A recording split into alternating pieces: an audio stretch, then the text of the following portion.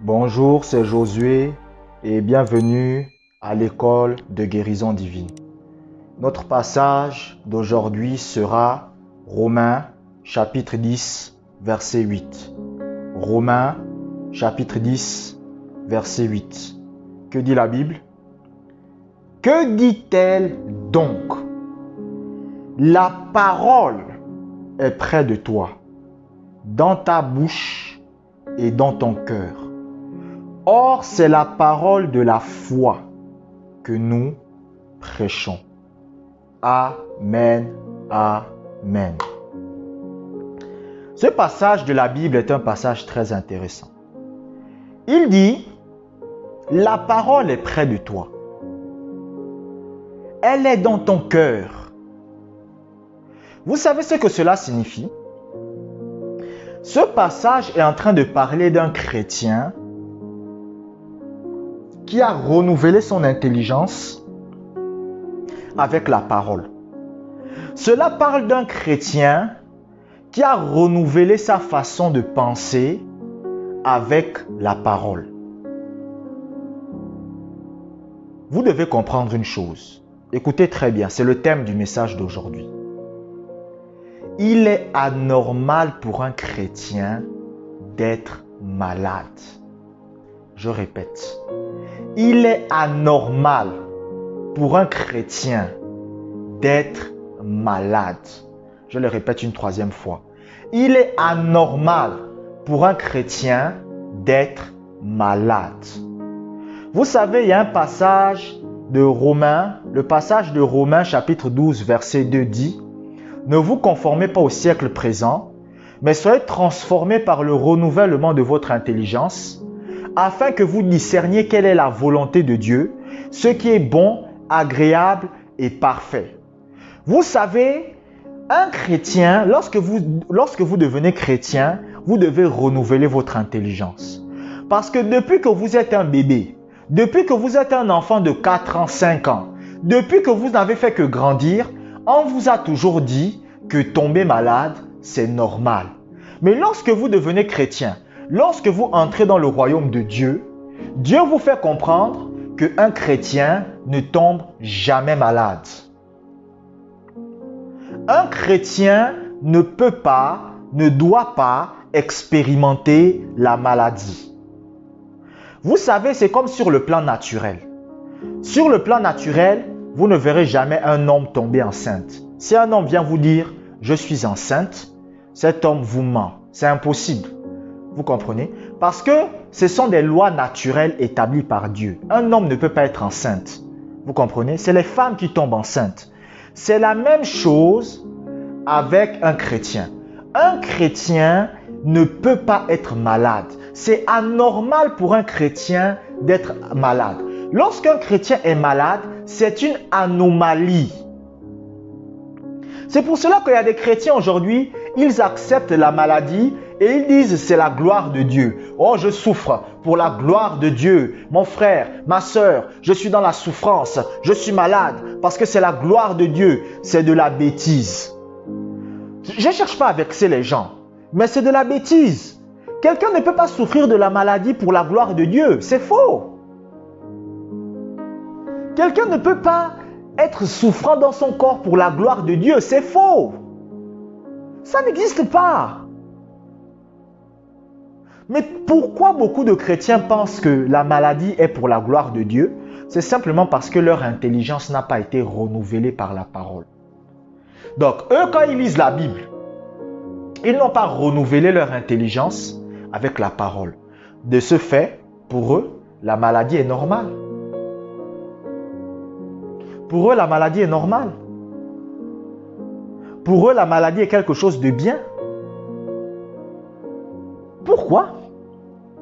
Parce que leur intelligence n'a pas été renouvelée par la parole. La Bible dit la parole est près de toi, dans ton cœur. Cela signifie quoi? Cela signifie qu'en fait, Paul est en train de dire, vous devez renouveler votre intelligence avec la parole de Dieu. Donc, dans le domaine de la santé, vous devez renouveler votre intelligence. Parce que depuis tout petit, c'est ce qu'on nous a enseigné. Moi, par exemple, quand j'étais tout petit, les docteurs m'ont dit, tu ne seras jamais guéri de constipation chronique. Et moi, j'ai cru que c'était vrai. Pourquoi? Parce que c'est ce qu'on nous a enseigné depuis tout petit. On nous a dit, si vous êtes malade, vous ne pouvez pas guérir. Si le médecin vous dit que la maladie est incurable, ça veut dire que c'est fini pour vous. C'est cela qu'on nous a toujours enseigné en tant que chrétiens. C'est cela qu'on nous a enseigné dans les églises en tant que chrétiens. Acceptez la maladie. C'est pour la gloire de Dieu. Ne vous inquiétez pas. Vous êtes malade, c'est la gloire de Dieu. Oh, vous ne savez pas. Vous devez accepter la maladie. Vous n'avez pas vu comment Job était malade et il a adoré Dieu dans la maladie? Les gens aiment prendre des exemples qui n'ont aucun sens. Job n'adorait pas Dieu pendant qu'il était malade. C'est Satan qui a attaqué Job.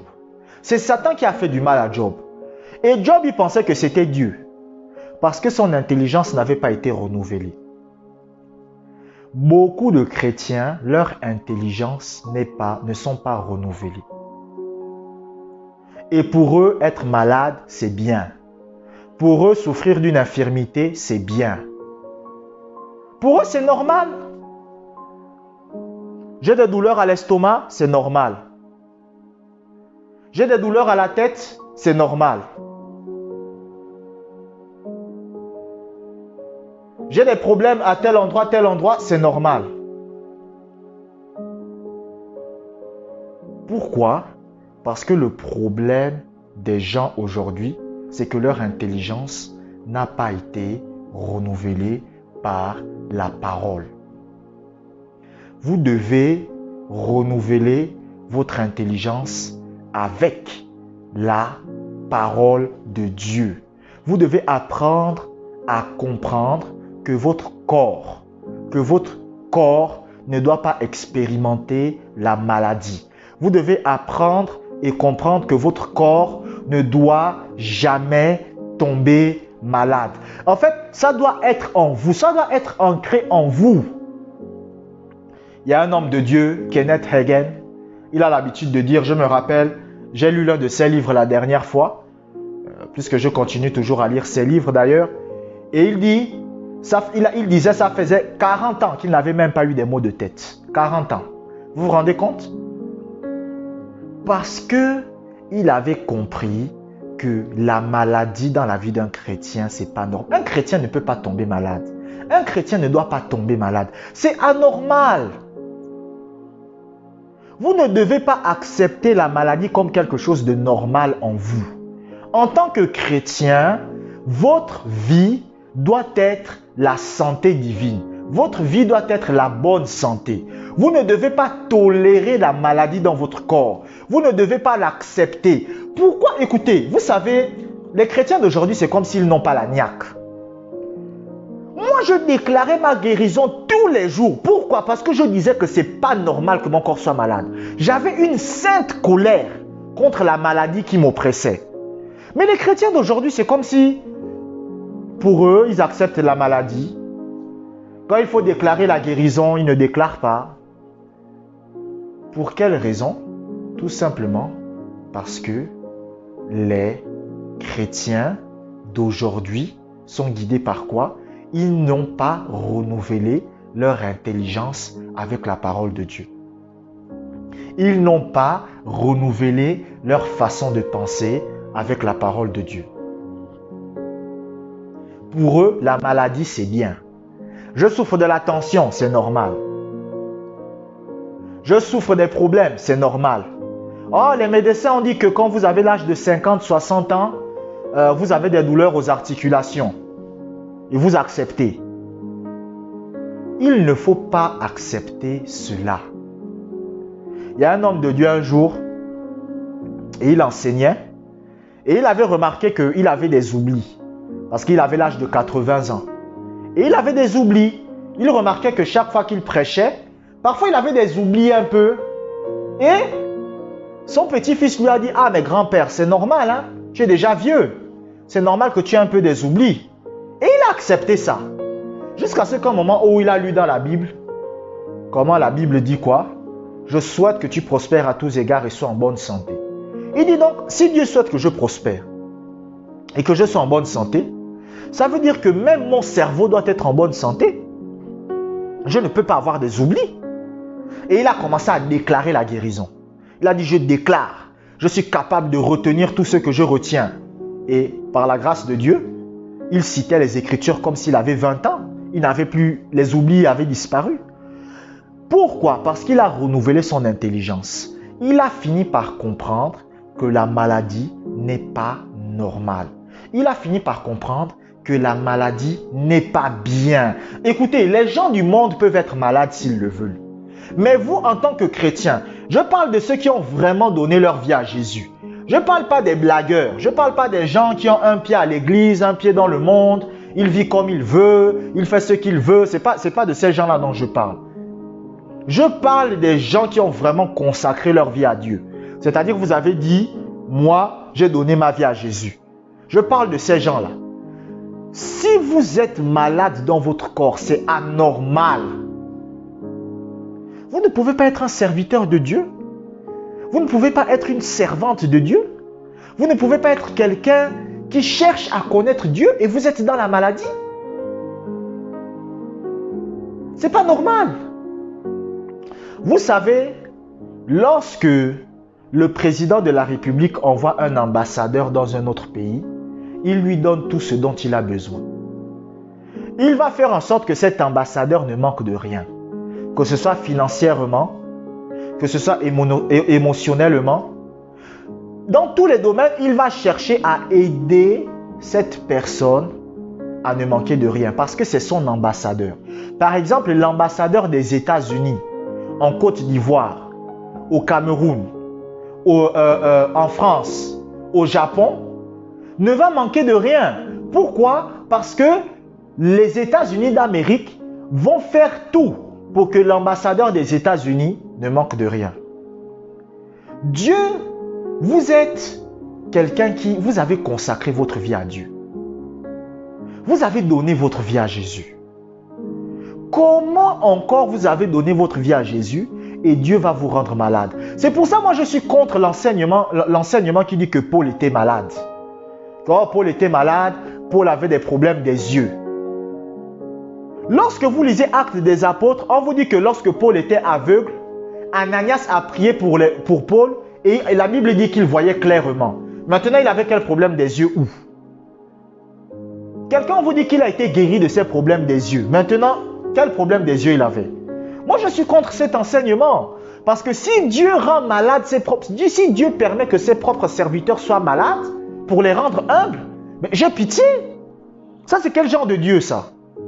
Un Dieu qui va rendre ses propres serviteurs malades pour les rendre humbles. Non, il y a des gens, parfois, quand vous les écoutez parler, je me pose des questions. Même moi, écoutez, même moi, si j'ai quelqu'un qui est consacré à moi, quelqu'un qui m'aime, quelqu'un qui aime passer du temps avec moi, quelqu'un qui aime être avec moi tous les jours, et je vais le rendre malade pour le rendre humble. À un moment donné, les gens ne comprennent pas. Les gens, j'ai du mal à comprendre les gens. Mais c'est à cause de quoi? C'est à cause de quoi? C'est à cause de quoi, mon frère, ma soeur? C'est parce que les gens n'ont pas renouvelé leur intelligence avec la parole de Dieu. Les gens n'ont pas renouvelé leur intelligence avec la parole de Dieu. Ils n'ont pas renouvelé leur intelligence. Leur intelligence n'est pas renouvelée avec la parole. De ce fait, ils font du n'importe quoi. Et ils pensent du n'importe quoi. Il y a des chrétiens qui vont vous dire, moi je suis comme Paul. Je souffre comme Paul, je suis malade comme Paul. Vous vous posez des questions. Mais toi tu es malade comme Paul. Est-ce que la maladie est normale dans la vie d'un chrétien? La maladie est anormale. La maladie n'est pas bonne. La maladie est mauvaise. La maladie détruit. La maladie fait souffrir. La maladie ne permet pas l'épanouissement. Comment Dieu va permettre ça dans la vie de quelqu'un?